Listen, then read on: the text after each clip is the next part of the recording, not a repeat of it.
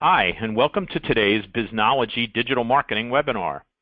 I'm Mike Moran, founder of Biznology and a senior strategist at Conversion, a leading social consultancy. I'm the co-author of Search Engine Marketing Inc., now in its third edition, and sole author of Do It Wrong Quickly, How the Web Changes the Old Marketing Rules. I'm a veteran of IBM, managing groups in IBM.com for 8 years and retiring from IBM in 2008 as a distinguished engineer. Today, you'll be hearing from Paul Gillin, who will present how to write for social media. But before we start, we need to recognize our sponsors. Barn Raisers, a full-service digital and social media solutions company that builds brands using proven relationship principles and ROI. GaggleAmp empowers companies to amplify their social media content by leveraging employees, partners, and resellers. Try GaggleAmp for free today. Garris Digital, a full-service digital strategy firm that reaches deeper into the conversation than any other agency anywhere. Paul Gillin Communications. Paul's a popular speaker and award-winning author who can define the value and the pitfalls of social media in plain business terms. As we wait for more attendees to join, let me review the format of our webinar. Our Biznology webinars last just 30 minutes, so you can easily fit them into your busy schedule. We record each webinar and we'll email you that link later this week. During our speaker's presentation, you can use GoToWebinar to ask a question. The orange arrow opens and closes your controls. If you have a question, simply type it into the box labeled Questions at any time during the event and press the Send button. I will select a few questions at the end of our webinar and pose them to Paul. While we're waiting for our last few attendees to join, I'd like to remind you that the Biznology monthly newsletter and daily articles are available for free at biznology.com. So if you're not already a subscriber, we hope that you'll sign up now. Thanks again to all of you for spending 30 minutes with us. We know how valuable your time is, so let's introduce today's speaker. Paul Gillin is an author and strategic advisor whose books, speeches, and hundreds of published articles have helped demystify social media for audiences across a wide range of industries. He's particularly interested in how social media is bringing new transparency to markets and creating informed buyers. So if you've ever struggled with your social media messages, this is the webinar for you. Paul, take it away. Thank you very much, Mike. Thanks, everyone, for giving me a little bit of your time today. I'm trying to compress what is really a full day, or actually a two-day seminar, into about 20 minutes here. So you'll excuse me if I move quickly through these slides. There's a lot to cover. The task of writing, I think, has become more important than ever, not just because it's the principal means by which we communicate online these days, certainly in a B2B context, but also because there's just so much information out there, and being heard above the noise is so difficult. So having high quality angles to the work that you do, being unique about the way you approach your topics, writing in clear, energetic language that motivates action and hits people in the gut is more important than ever. I'm sure you've all seen slides like this within 60 seconds on the web, 600 new videos, and all these domains registered and such. So many slides such as this. But what it really comes down to is there's an explosion of information. We've gone in the last decade through a complete inversion of the information landscape. 10 years ago, we didn't have enough information. That's why we had publications, because they filled that gap. Today, we're drowning in information, and the problem is to get through it. At the same time, our audience, according to a Microsoft study that was published last year, the average reader has an attention span that is shorter than that of a goldfish, about 8 seconds. I don't know how you measure a goldfish's time span, but attention span, but that's not the point. The point is that you have really a matter of about 3 or 4 seconds to make an impression on someone, if you're lucky. And so choosing a unique angle, a grabby angle, choosing words that have energy and that grab people's attention and spark a reaction is more critical now than ever. We're not doing a very good job of this. According to research, and I should point out my specialty is in B2B.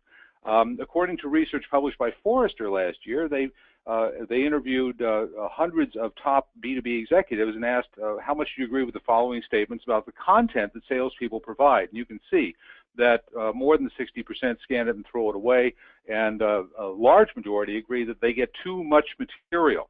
And I think the problem is that the material isn't distinctive enough, and it really isn't matched to their needs. And that's where really the rubber meets the road, is understanding your audience, being able to profile your audience, and give them material that is finely tuned to their interests. And that's where we're going to start. In the 4 or 5 areas we'll cover here, one is knowing your audience. And when I say know your audience, I mean not demographically, I mean psychographically.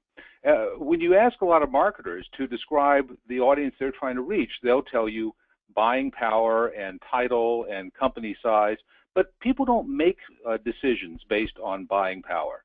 They make decisions based upon much more personal factors, such as a need for prestige, for supporting the organization, for feeling a sense of achievement, for recognition.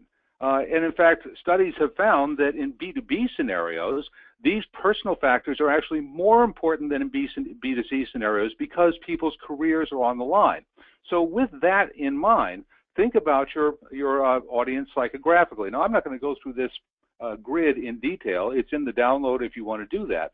This is an example of a psychographic profile of an enterprise CIO. This is an audience that many, many marketers certainly want to reach these days. And what I've done here is look at that person based upon my knowledge of CIOs, having spoken to many hundreds of them over the years, of what motivates them, what are their demotivations, their likes and dislikes. And when I talk about psychographics, I'm talking about these kinds of factors that you see in that column on the left. It's not about buying power. It's not about the size of the organization. It's about what motivates them. Recognition, organizational excellence. What demotivates them? Indecisiveness, details, disobedience. They worry about letting down the organization, making bad decisions, things that will hurt their career, things that will disappoint their higher-ups. Their idea of accomplishment is leading a group toward a decision, public recognition, innovation. These are the kinds of factors that I recommend you apply to any audience that you are planning to address. And that will automatically help to fine-tune your content to hit them much more directly in the areas that matter most to them, things that influence their decisions. Secondly, think like a reader. Use words that are relevant to the decisions that readers are making. Readers, your audience doesn't want to buy your product. Your audience wants to solve a problem. So can you frame your message in that context? Your audience wants options to consider. They don't want reasons to buy because they want you to help them make a decision, not make the decision for them. Look at the chart. If you're using terms like in the column on the left, I encourage you to use alternatively the terms in the column on the right. Why customers choose us? What's in it for you? Not what's in it for us. This will help you to think like a reader, to turn around that equation. And once you're thinking like your audience, you can speak to them much more effectively. Secondly, to borrow a phrase from Apple's famous ad campaign, think different. One thing I hear a lot is that marketers say we run out of topics. Content marketing is challenging because we run out of things to say. Balderdash, I say. Just steal a line from any popular magazine and look at how they can come up with different angles to address the same topic. And if you can really have fun with this, and you can create something really distinctive and take a topic, even if thousands of other outlets are covering it, you can come up with a new way. Now, I'm going to give you a list of 20 here, and I'm not going to go through them in detail. You can look at the slides for that. This is just an example of how to tackle a topic, online privacy, an issue that's relevant to many people now. You can do it as a quiz. You can do it as a skeptical approach. You can explain it. You can do a case study. You can take a completely contrarian view. You can do how-tos, how-not-tos, the inverse of how-to. You can do lists, comparisons. You can take an outrageous approach. You can even do it as a haiku. These are 20 different ways you can approach a topic that many, many other people and companies are writing about, and do it in a way where the format itself is distinctive. So think about that. Think about that format. Why do you see so many top 10 lists out there? It's because top 10 lists work. But what I don't see is a distinctive approach being taken to even some very obvious examples. Now, we just finished the holiday season, and shortly before, in November, December, we were deluged with predictions articles. They've become very common tactics that marketers use these days to try to raise awareness. I looked at a lot of these articles, and most of them were unremarkable. There was nothing new. There was nothing really daring about them. It was people playing it safe. If you're playing it safe, no one's going to pay attention to you. The marketers could have taken a cue from this slide and tried, how about doing your predictions as a song, or doing them as, or making simply your predictions more outrageous. People are not going to come back and question you about those predictions. They're going to enjoy the fact that you gave them something entertaining to read. Third point I want to cover is making every word count. And this is an issue for which I really blame the American educational system, of which I was a product. I was taught in school that the longer a paper was, the more important it was. So the 10-page term paper was a lot more important than the 3-page paper. And so, and I'm sure that many of you who graduated from the same school systems came out the same way. And what did that teach us? Did it teach us to do more research? Did it teach us to go deeper, to think more? Not really. It taught us to stretch. It taught us to add more words, to take more words to say something. But we've got an audience now that doesn't have time. You have a few seconds to grab their attention. So take a cue from the Wall Street Journal. And if you ever want to read an excellent book on this, The Art and Science of Feature Writing by former journal editor Bill, whose name will come to me in a second. It's called The Art and Science of Feature Writing, though you can look it up on Amazon. A fantastic book that tells how the journal works. And one of the things he points out is the journal approaches editing with the idea of how many words can we take out. They spend more of their time taking words out than they do putting them in. And as a result, you get that unique journalistic Wall Street Journal style. It's very tight, it's very condensed, easy to read, very efficient use of your time. So let's start by dumping the gobbledygook. And this is a list of words that are meaningless. You see these words all the time in press releases. Successful, exceptional, remarkable, high performance, scalable, fast growing, tremendous. What do all these words have in common? They can't be proven. They're simply embellishments. They're empty embellishments that we add to our work in the belief that it somehow influences our buyer. But buyers don't care about these words. They're tuned to bleep right over them. In fact, this list, by the way, that I assembled was assembled from reading through 4 press releases that arrived in my inbox. 4 simple press releases assembled this list of about 45 words. And these are all words that are essentially meaningless. They're a waste of space. So start by dumping the gobbledygook. Get rid of these words that have no meaning, that don't add anything to your narrative, and in fact get in the way of what you're trying to say. Think of writing for the platform as well. And this is where we get into sort of the meat of the talk about writing for social networks. This is another thing that I think taking the easy way out does you more harm than good. And by easy way, I mean using the cross-posting tools that are available that enable you to write once and publish in many different places, identical messages in many different places. If you're doing that in social networks, you're not paying attention. You're not respecting the unique culture of the social networks. And social networks do have unique cultures. So let's look at them. Facebook is a big party. Facebook is personal. It's friends connecting with friends, and it's people chatting and encouraging each other on, and trash talking in some cases.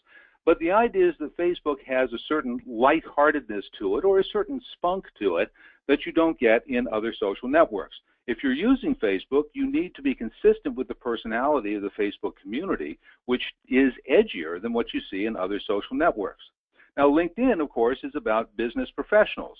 LinkedIn is intended to be focused, efficient, and transactional. It's intended to get you an answer. In fact, the average LinkedIn user spends less than 20 minutes a month on LinkedIn, whereas in Facebook, that number is closer to 8 hours the last time I checked.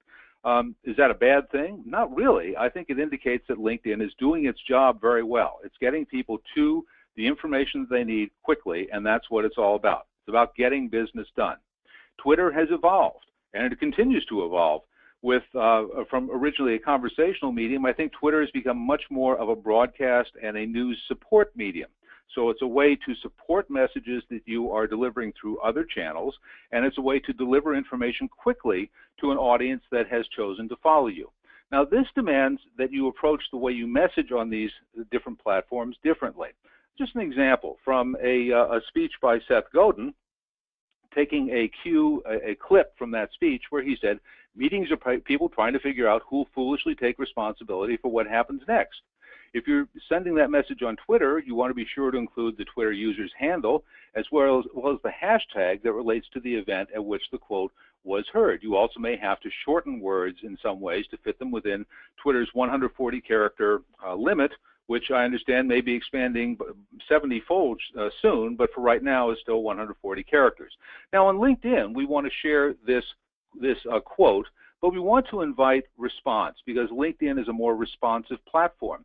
But we want to invite response that is consistent with the LinkedIn culture, which is it's a business problem-solving culture. It's not fun and goofy. It's getting business done. So we'll lead that question, that quote, with a question: can you relate to this? In an effort to spark some discussion and get people talking about the quote. Or we might end after the quote and say, what's the worst meeting experience you can ever frustrates you most about meetings? But it's in a business context that we want to spark a discussion. Twitter, statement. LinkedIn, discussion. Facebook, also a discussion. But the angle we take on a Facebook discussion is going to be a little edgier. It's going to be a little bit more offbeat. So we'll share the quote, meetings are people sitting around trying to figure out who will foolishly take responsibility for what happens next. And we'll follow it with what's your worst meeting experience, or something that's intended to provoke more of an emotional response. 3 different platforms, 3 different approaches to sharing the same message. So Facebook, it's all about surprising, provoking, and inquiring. You want to be upbeat. You want to have fun. You want to show people smiling. You want to show stuff that's funny. Funny works so well on Facebook. You want to finish with a question mark on Facebook because it's an excellent responsive platform. The idea is to get people talking with each other. Posts with images, don't forget, get about 80% better engagement. In fact, one of the reasons that you see images on every news site, in every story on every news site, is so that when those stories are cross-posted to Facebook, the image will automatically appear.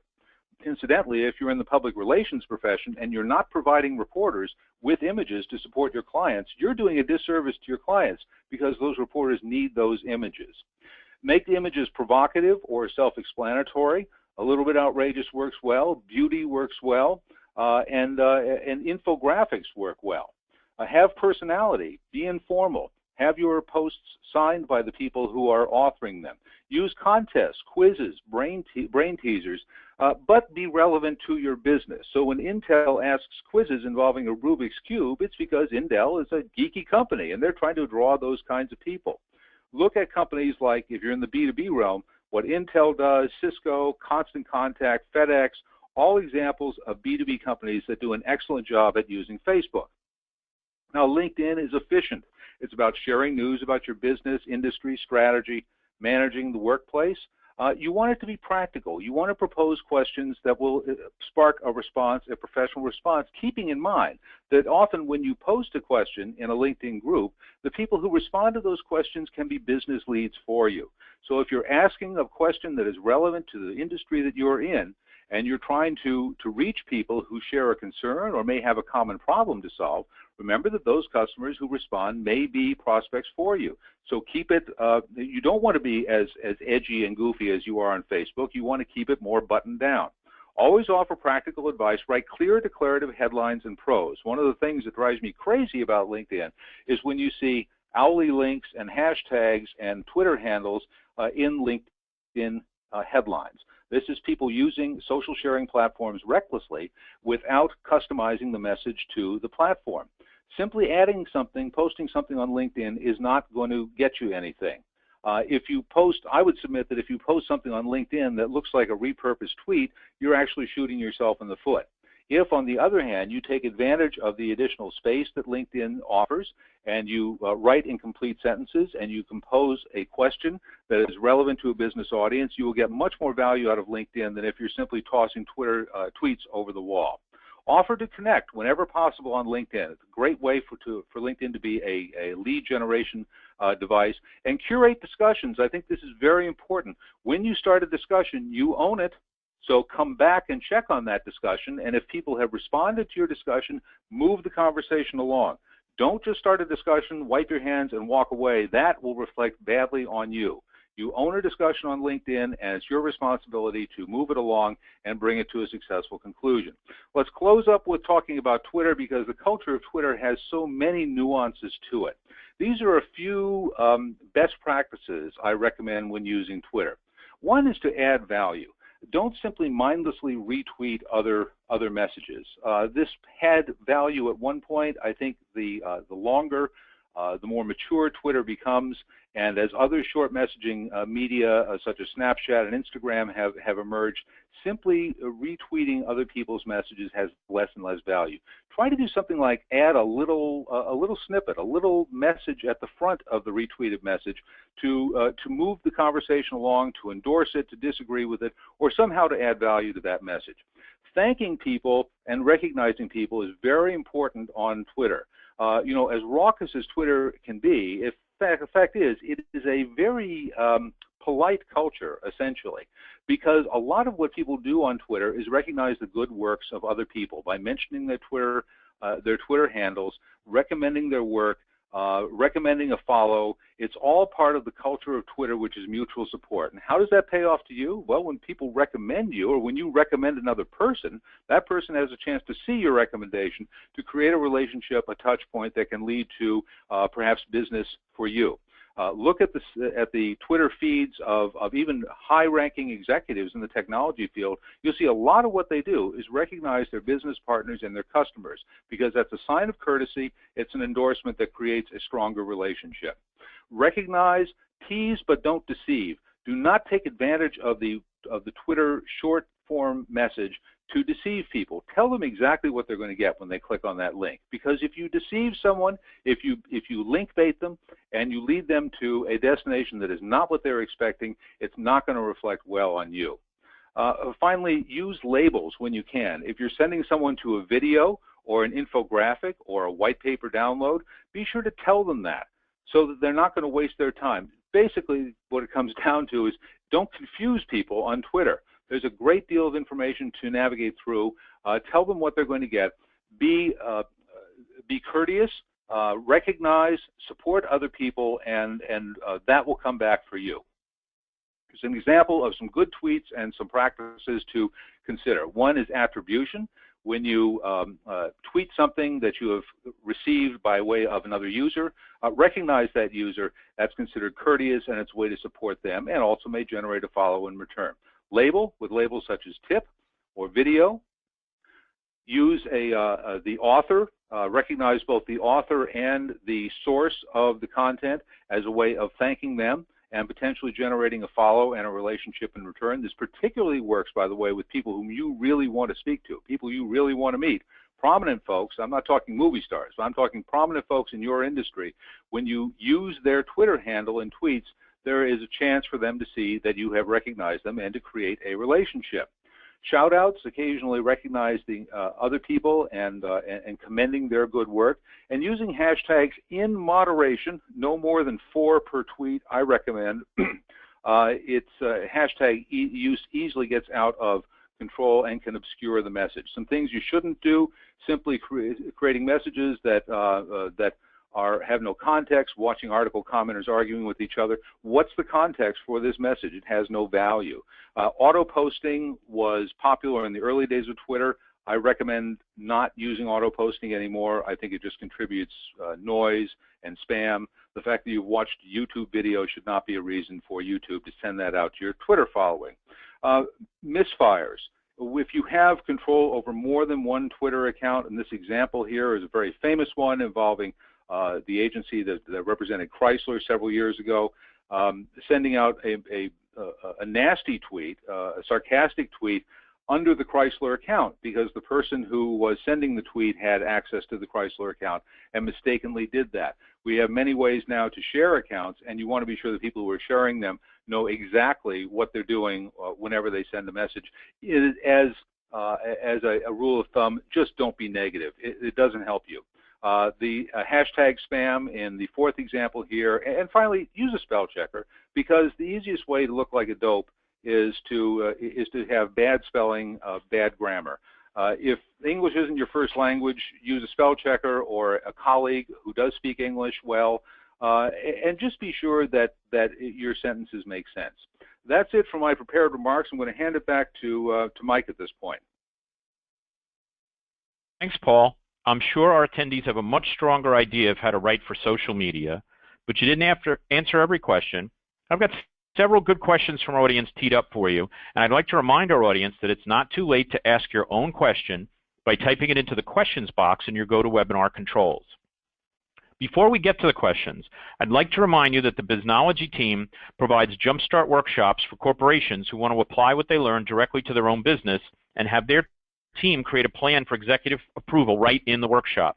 Tim, Peter, and I teach the content marketing course, and we'll be there to guide you and help you persuade that executive to say yes. Go to biznology.com/training for more information on all our offerings. We're about to start firing questions at Paul, but we need to thank our sponsors once again. Barn Raisers, a full-service digital and social media solutions company that builds brands using proven relationship principles and ROI.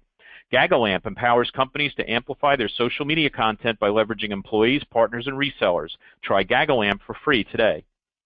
Garris Digital, a full-service digital strategy firm that reaches deeper into the conversation than any other agency anywhere. And Paul Gillin Communications. Paul is a popular speaker and award-winning author who can define the value and the pitfalls of social media in plain business terms. And if you didn't know that by the time you finished listening to this webinar, we have no hope for you. So now let's get on to your questions. Our first question for Paul. You said not to share the same thing everywhere on all different social media platforms. If I don't have the budget to share on all platforms, should I just use one? Well, if you don't have the budget or the time, I mean, the fact is, if you have the right tools in place, browser plugins and such, sharing across multiple platforms, it's very quick. It's a matter of seconds to flip over and share something on another platform, or to recast a message for use on another platform, even if you're sharing through a tool like Hootsuite or Spreadfast. My recommendation, though, is you should always start with the platform that works best for you, which is the one your customers are using. I would rather see you master one platform before moving on than spread yourself too thin across multiple platforms. So in short, the answer, I think, is yes. Choose a platform that's the best one to reach your customers. Get really good at that one before you start to spread your wings. Thanks, Paul. Next question. Any advice for people regarding managing personal accounts and business accounts? Yes, I recommend that you do not use a tool such as Spreadfast or Hootsuite to manage both personal and business accounts. It is too easy to misfire messages under a branded account that are intended for your personal network, and that's never good. I mean, even when it's benign, it doesn't reflect positively on the brand. There are many examples of Twitter gaffes that have involved this. Now, there may be the implicit question is, should I have one account I use for business purposes and one for personal? It's one of the most common questions I hear, and the answer is, it really is up to you. There's nothing wrong with having multiple accounts. I recommend trying to use as few Twitter accounts as possible, however, because I think that a well-crafted Twitter account does include elements of personal experience, even if it's within a business context. And what I call these connection points. In fact, my most recent post on the Biznology blog was about this. We have many ways to connect with people that are not exclusively business-oriented. It may be because we share a passion for a football team, or cooking, or photography, or who knows what. If we blend those elements into our professional Twitter stream, I think we create more opportunities to connect with people at different levels. So I recommend that you don't use separate personal and business accounts unless you really don't feel you really don't feel comfortable with that idea. Last question, Paul. I don't know if you consider blogging to be social media, but do you have any tips for how blogging fits into writing for social? I have a day-long seminar on this, and it's a very involved topic. Absolutely. I mean, the question that I had, the point I had earlier about writing too much, about we write too long. We write too damn long, and that is something that's the first habit we've got to break. And then we've got to. It involves everything I talked about. Really, it involves coming up with unique topics. It involves using more powerful language, what I call writing in pictures. And there are so many elements of good blogging. The most common mistake I see in blogging is being boring. It's saying what everybody else is saying. The second most common mistake I see is the writing is just atrocious. It's too wordy. It dances around the topic. It doesn't get to the point. It's not forceful enough. So there is so much that needs to happen to make a blog really sing. And unfortunately, we don't even have close to the time to talk about that right now. Well, Paul, we really appreciate the answers to the questions as well as the great presentation. Thanks for all these great ideas, and thanks especially to our audience for your participation and your questions. If any of you had questions that we did not have time to answer, you can email your questions to Eileen, E-I-L-E-E-N, at MikeMoran.com, and she'll be sure to get them to Paul for the answer. Later this week, we'll send you all a link to the recording of this webinar to listen to again and to share with others. We also invite you to mark your calendars for our next Biznology webinar, 10 Social Media Metrics Every Marketer Needs to Know, with Rob Peterson, scheduled for 11 a.m. U.S. Eastern Time on February 9th. We hope to see everybody back then. Bye, everyone.